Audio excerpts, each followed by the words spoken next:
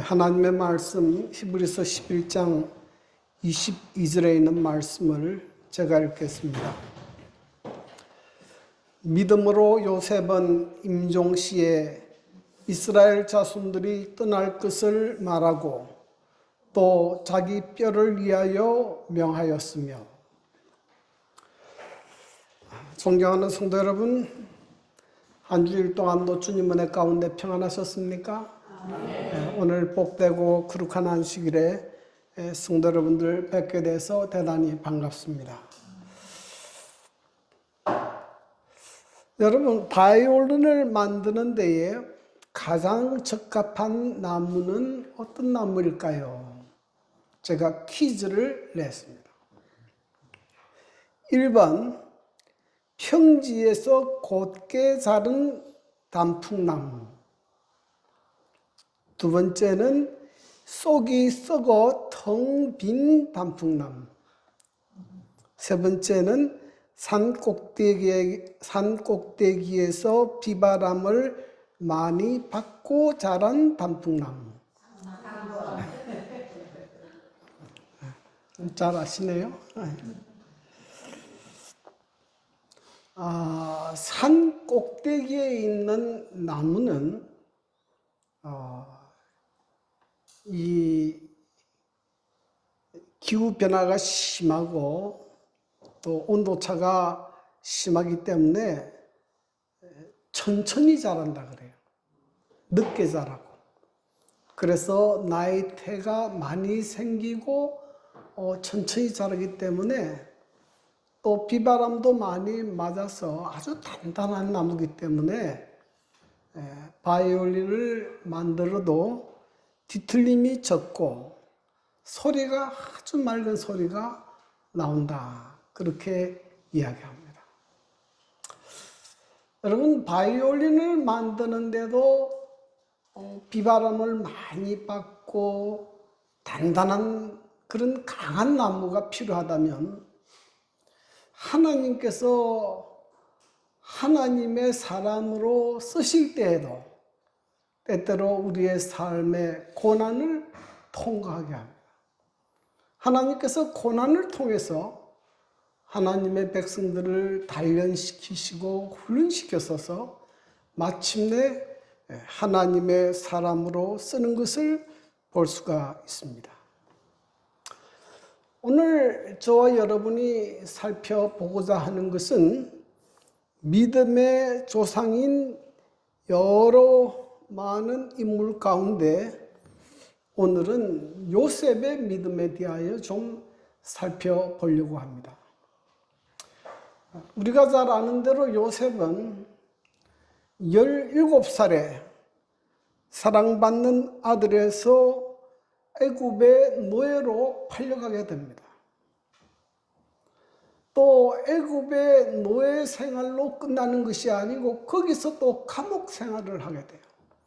인간으로서 가장 밑바닥에 고난에 가득 찬 생애를 살게 됩니다. 그것도 13년이나 계속됐어요. 그리고 30세에 드라마틱하게 애굽의 총리가 됩니다. 놀라운 일이죠. 그래서 고난에서 영광으로 대표적으로 성공한 인물이 요셉입니다. 요셉은 어떤 믿음을 가졌길래 그렇게 위대한 믿음으로 그렇게 위대한 성공을 할 수 있었을까? 그런데 오늘 특별히 히브리서 기자는 요셉의 믿음을 설명하면서 요셉의 유언 가운데서 요셉의 믿음을 찾습니다.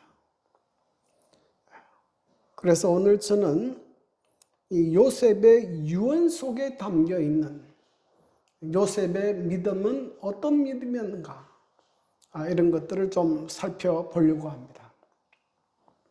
그런데 성경을 이렇게 읽다 보면 성경에는 이 믿음의 조상들의 많은 이 유언이 나옵니다. 아브라함의 유언, 이삭의 유언, 야곱의 유언, 모세의 유언, 또 사도 바울의 유언 등이 있습니다. 그런데 이런 믿음의 사람들의 유언은 일반 사람들의 유언과 좀 다릅니다. 일반 사람들의 유언은 자기가 이루어 놓은 재산을 분배하는 것으로 주로 많이 사용합니다. 그런데 이런 믿음의 조상들의 유언은 그의 자손들에게 믿음을 당부하고 미래에 주어질 하나님의 축복에 대한 것을 말하고 그리고 하나님의 약속에 대한 소망을 이야기합니다. 그래서 오늘 이 요셉의 유언, 이 속에도 우리가 배울 중요한 교훈이 있습니다. 첫째로 요셉의 유언을 통해서 본 믿음 가운데 첫 번째로 우리가 생각할 것은 요셉은 사명을 다하고 죽는 믿음의 죽음을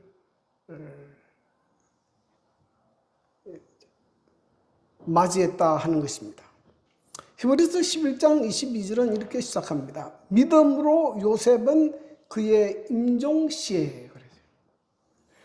근데 성경에 히브리서 기자가 요셉의 죽음이라는 단어를 쓸 때 델류타오라는 헬라어 단어를 사용하는데 이 단어의 뜻은 완성하다는 뜻이 있습니다. 완성하다. 물론 끝내다, 죽다라는 뜻도 있지만은 완성하다는 뜻이 강합니다. 일반적으로 사람이 죽을 때 사용하는 단어는 아보돈데스코라는 단어인데 이 단어는 사람들이 자연적으로 죽음을 맞이했을 때 사용하는 단어입니다. 근데 히브리서 기자는 왜 요셉의 죽음을 델류타오라는 단어를 사용해서 설명했을까? 그것은 요셉의 죽음은 사명을 다하고 맞이하는 죽음이었음을 설명하려고 하는 것입니다. 여러분, 이 땅의 사람 가운데 내가 왜 이 땅에 태어났고 내가 왜 존재하고 내가 이 땅에 있어야 할 사명이 무엇인지 모르고 사는 사람도 참 많아요. 여기 중강 스님이라는 분은 자기 묘비명에 이렇게 써놨습니다. 괜히 왔다 간다. 무슨 뜻입니까? 왜 태어났는지도 모르겠고 어떻게 살아야 할지도 몰라서 방황하다가 그냥 죽음을 맞이했어요. 그러니 그가 마지막 남긴 말은 괜히 왔다 간다. 여러분, 이 땅에 이렇게 사는 사람 많습니다. 왜 내가 태어났는지, 내가 어떤 사명이 있는지 모르고 그저 돈만 벌려고 하다가 죽는 사람 참 많아요. 요셉은 그러지 않았어요.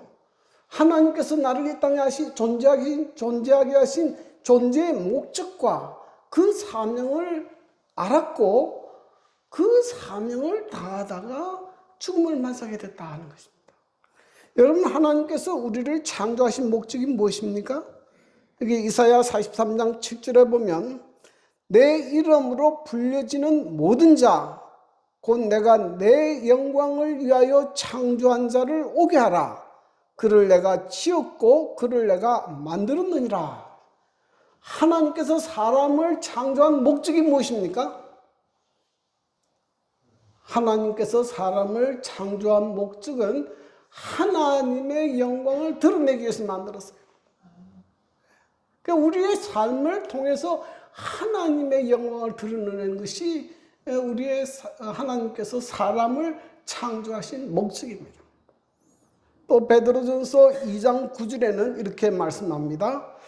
그러나 너희는 택하신 족속이요 왕같은 제사장들이요 거룩한 나라요 그의 소유된 백성이니 이는 너희를 어두운 데서 불러내어 그의 기이한 빛에 들어가게 하신 이의 아름다운 덕을 선포하게 하려 하심이라. 또 하나 중요한 우리의 존재의 이유와 사명은 하나님께서 우리를 특별히 당신의 백성으로 삼으신 이유는 우리를 어두운 데서 불러내어 그의 기이한 빛에 들어가게 하신 이의 아름다운 덕을 선포하게 하려 합니다. 우리를 통해서 하나님의 아름다운 품성이 드러나고 이 품성을 통해서 다른 사람을 구원하기 위해서 우리를 부르셨다. 그렇게 말씀을 했어요. 자, 그런데 이런 존재의 목적과 사명을 요셉은 깨달았다 하는 것입니다. 그럼 요셉은 어떻게 이것을 깨닫게 됐느냐?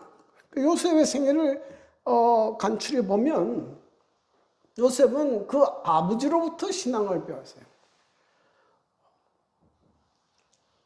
아버지가 자신의 생애 가운데 그의 유랑생활 가운데 그를 돌보신 하나님의 보호하심과 인도하심과 축복에 대해서 들었고 그는 그것을 통해서 하나님이 계시다는 것을 배웠습니다. 그리고 그가 어린 시절에 하나님께서 그를 통해서 꿈을 주셨는데 꿈을 통해서 그 꿈의 내용이 뭡니까? 곡식단 11단이 나에게 절을 하더라. 하늘에 해와 달과 11별들이 절하더라. 어렴풋하지만은 하나님께서 나를 지도자로 세울 것이라 하는 그런 것들을 조금 깨달았어요. 근데 이런 이야기를 형들에게 해가지고 미움을 받아서 그는 애굽의 노예로 팔려가게 됐습니다. 애굽의 노예, 당시 노예는 사람이 아니죠. 주인의 소유물입니다. 근데 그때 그는 어떤 결심을 했는가 하면 이런 결심을 했어요. 그는 그 위기의 순간에 이런 생각을 했습니다. 어떤 환경에 처하더라도 하늘왕의 신민답게 행동하며 하나님께 충성을 다하리라는 고결한 감동으로 그의 영혼은 감동되었다. 노예로 잡혀가는 그 위기의 순간에 그는 아버지가 믿었던 그 하나님을 믿고 하나님의 자녀로서 충성을 다할 것이라고 결심했다. 그래서 그는 이 요셉의 시대장 보디발의 집에서 정말 믿음으로 충성을 다했습니다. 그는 정말 성실하고 정직하게 일했어요. 그런데 그 결과는 어떻게 됐는가 하면 감옥에 들어가게 됩니다. 여러분, 이 보디발의 아내가 요셉을 유혹했는데 그것을 거절했는데 감옥에 들어가요. 믿음으로 살았는데 결과는 더 안 좋아졌습니다. 근데 요셉은 감옥에서 어떻게 살았는가 이렇게 기록합니다. 부조와 선자 216페이지에 이렇게 기록합니다. 그는 자신의 불행의 마음을 앓지 않고 다른 사람의 슬픔을 가볍게 주려고 노력하는 중에 자신의 슬픔을 잊었다. 그는 옥중에서라도 할 일을 찾았다. 그는 감옥에서 자신의 신세한탄하지 않았어요. 그는 불행하게 됐지만은 그 불행에 머물러 있는 것이 아니고 감옥에 있더라도 그는 그곳에서 믿음으로 살려고 했고 그곳에서도 어려운 사람을 도우려고 했고 그곳에서도 하나님을 위해서 봉사하려고 했어요. 그래서 그가 그 술 맡은 가는이 꿈을 꾸고 걱정하고 근심할 때 그를 돕기 위해서 그에게 찾아가서 그의 꿈 이야기를 해석해 주는 일을 한 것입니다. 이것이 계기가 돼서 바로 왕이 꿈을 꾸고 꿈을 해석하지 못해서 고민에 빠졌을 때에 아무도 그 꿈을 해석할 수 없을 때에 이 술 맡은 가는이 복직돼 가지고 갑자기 요셉이 생각이 납니다. 요셉을 추천해요. 그래서 이 왕 바로가 요셉을 부릅니다. 그리고 요셉에게 꿈을 해석하는데 그 해석을 듣고 바로가 한 이야기가 이런 이야기입니다. 창세기 31장 38절 바로가 그의 신하들에게 이르되 이와 같이 하나님의 감동된 사람을 우리가 어찌 찾을 수 있으리요? 바로가 너무 놀란 거예요. 이런 사람을 우리가 어디서 찾겠느냐? 그래서 그 감옥에서 일약 애굽의 총리로 바뀌게 되는 거예요. 요셉은 자기의 생애가 왜 이렇게 고난에 찬 생애가 됐는지를 전혀 이해하지 못했습니다. 그런데 그가 애굽의 총리가 됐을 때 비로소 하나님께서 나를 왜 애굽의 노예가 되게 하시고 그로 하여금 감옥까지 가게 하시는지를 비로소 깨닫게 됐어요. 그래서 그가 곡식을 사러 온 형들에게 다음과 같이 말합니다. 당신들이 나를 이곳에 팔았다고 해서 근심하지 마소서, 한탄하지 마소서. 하나님이 생명을 구원하시려고 나를 당신보다 먼저 보내셨나이다. 당신이 나를 애굽에 판 것이 아니고 이 일을 주도하신 분이 누구시라고요? 하나님이시고, 하나님께서 이 엄청난 흉년에서 온 백성을 구원하기 위해서 나를 앞서서 당신을 이곳에 보내신 것입니다.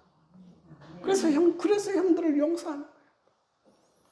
그는 비로소 자신의 사명을 깨닫게 된 것이에요.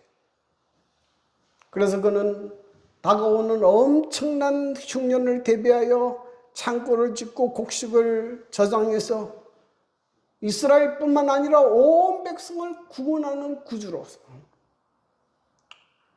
그의 사명을 다하는 것을 볼 수가 있습니다. 그래서 요셉은 그의 나머지 생애는 정말 축복된 생애를 살았어요.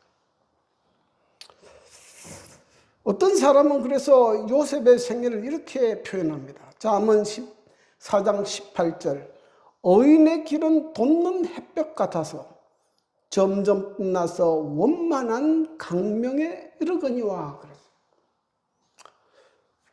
여러분이 처음으로 해가 뜰 때는 해가 빛이 이렇게 아주 적습니다.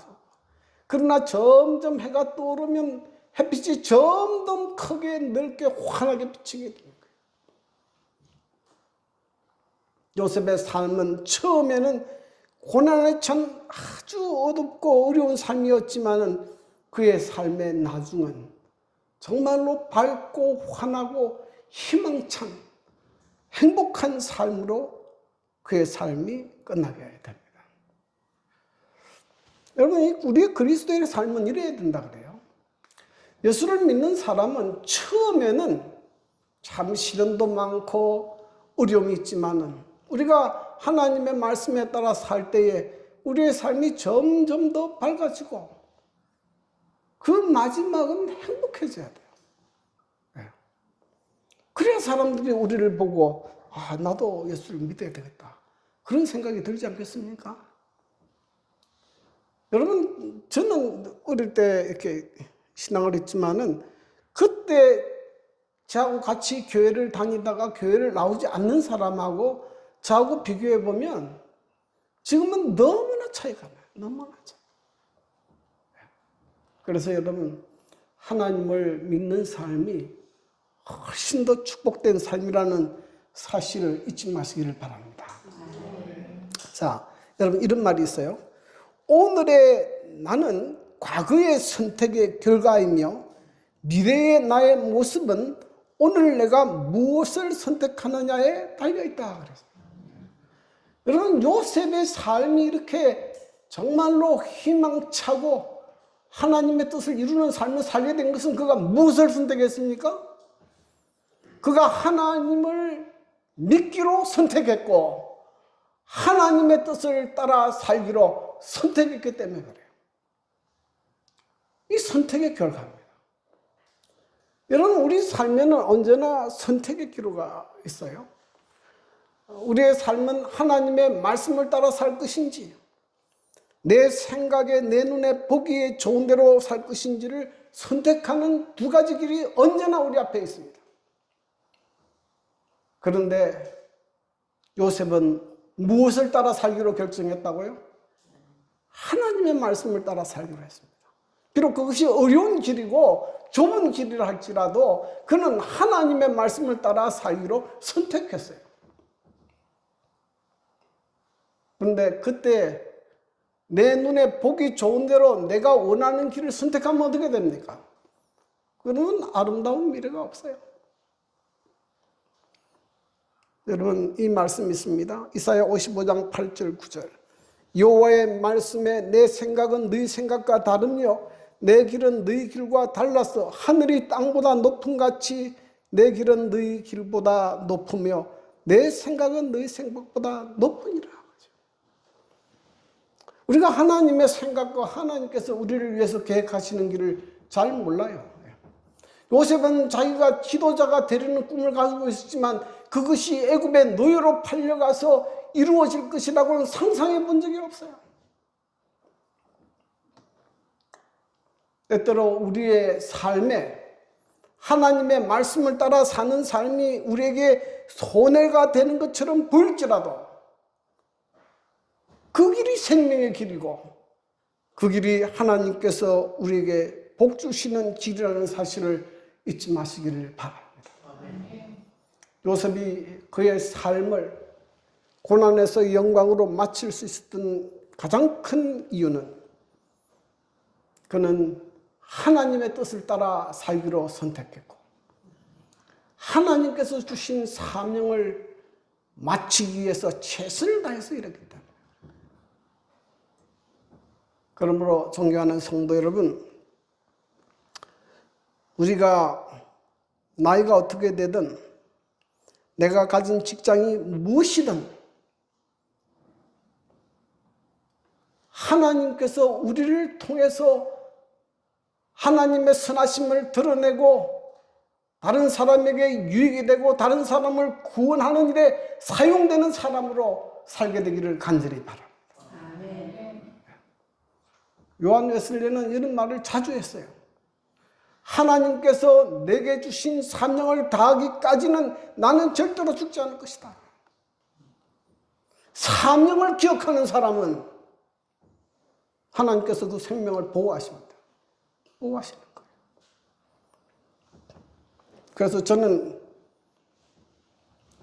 하나님께서 저를 어떻게 인도할지 모르지만 내가 건강하게 있는 동안은 나는 하나님의 말씀을 전하겠다.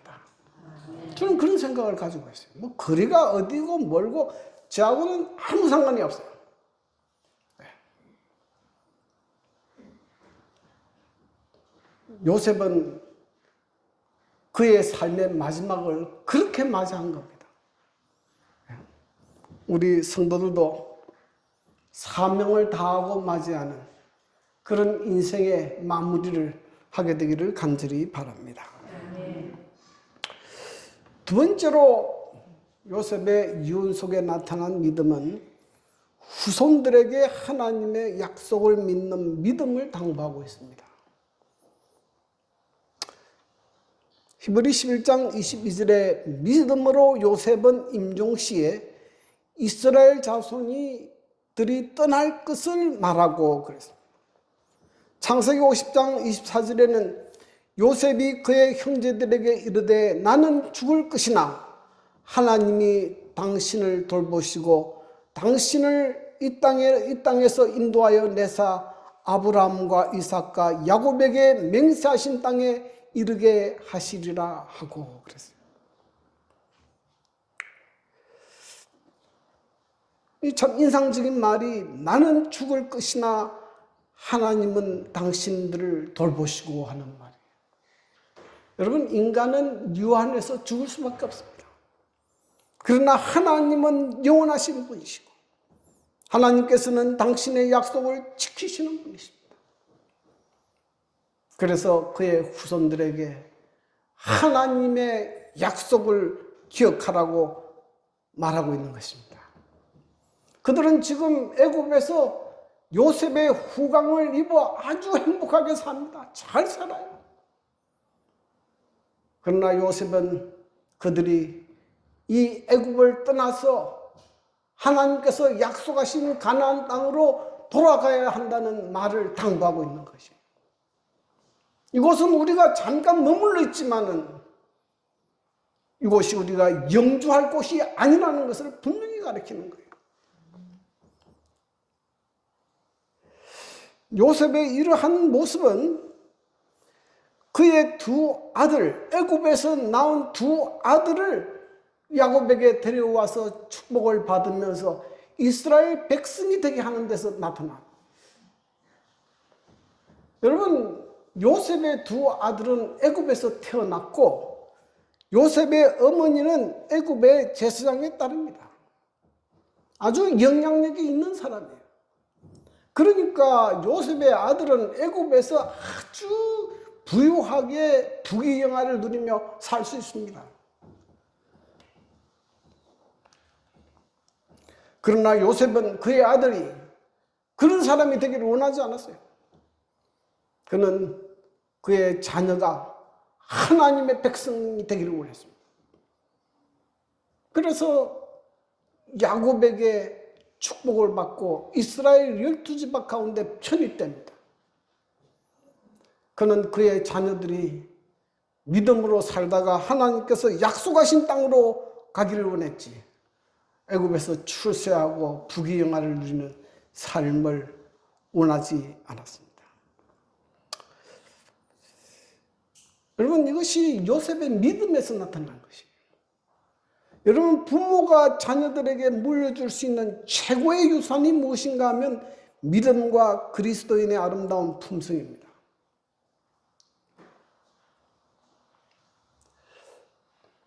여러분, 성공은요, 부모가 자녀에게 돈을 물려준다고 성공하지 않아요.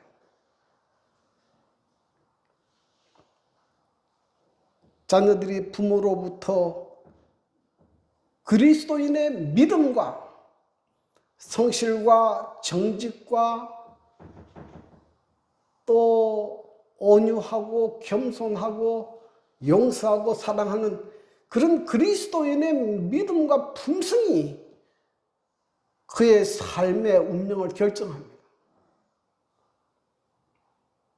그래서 여러분, 이걸 꼭 기억하셔야 돼요. 많은 사람들이 자녀에게 돈을 남기려고 합니다. 열심히 돈을 벌여서 재산을 물려주면 잘 살겠지. 천만의 말씀입니다.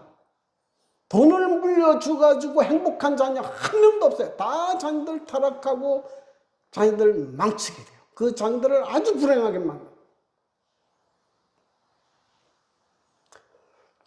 그래서 자녀들에게 믿음을 물려주십시오. 조나단 에드워즈라는 사람은 그 자녀에게 믿음의 유산을 남긴 것으로 아주 유명한 사람이죠. 그 5대에 걸쳐서 1394명의 자손을 두었는데 부통령 1명, 주지사 3명, 장로, 집사, 목사 많은 자손들이 있어요. 돈을 물려준 사람은요, 형편없이 됐어요.